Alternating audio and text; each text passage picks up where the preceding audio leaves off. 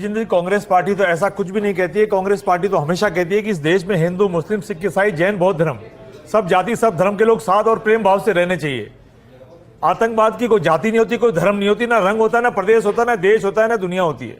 आतंकवाद तो आतंकवादी होता है, चाहे वो हिंदू आतंकवादी हो, चाहे मुस्लिम आतंकवादी हो। आतंकवादी के कोई धर्म नहीं होता है कभी भी।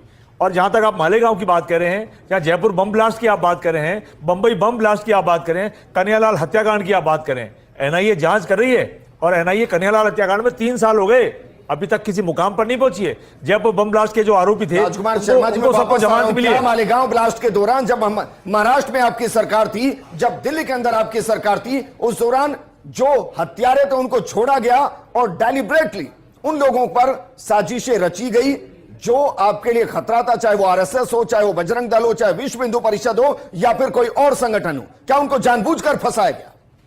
कांग्रेस पार्टी ने ऐसा कभी कोई काम नहीं किया। कांग्रेस पार्टी ऐसा कभी कोई काम करना भी नहीं चाहती है।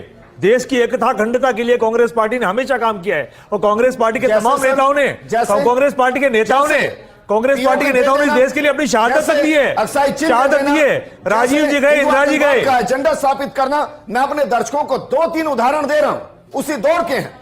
आरवीएस मणि जी की किताब है।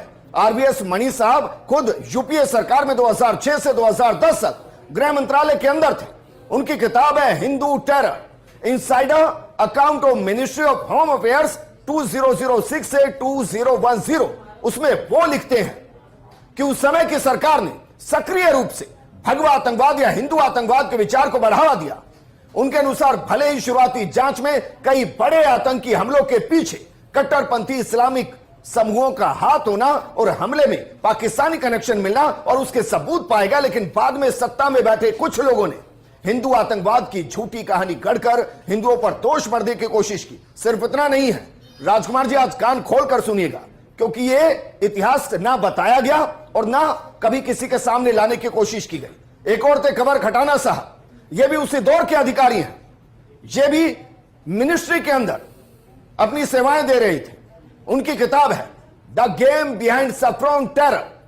26/11 से पहले की घटनाओं पर यह फोकस करती है और इस किताब में इस बात की तरफ इशारा है कि एक भारतीय राजनीतिक पार्टी ने पाकिस्तान के आईएसआई के साथ मिलकर भगवा आतंकवाद की झूठी कहानी गढ़ने में भूमिका निभाई थी।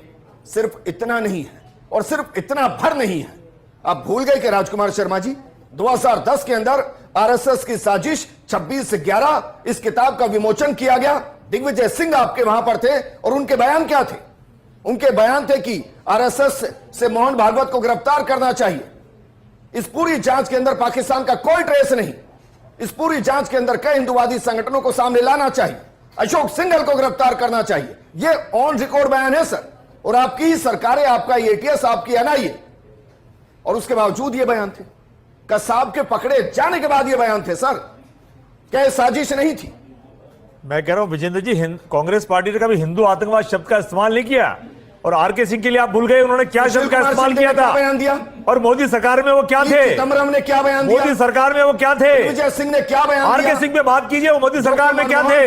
मंत्री थे या नहीं थे? होम सेक्रेटरी थे या नहीं थे? जिस दौरान कन्हैयालाल हत्याकांड के लिए एनआईए क्या कर रही थी? 3 साल से क्लिंटन के लिए जयपुर ब्लास्ट के दौरान एनआईए ने क्या किया?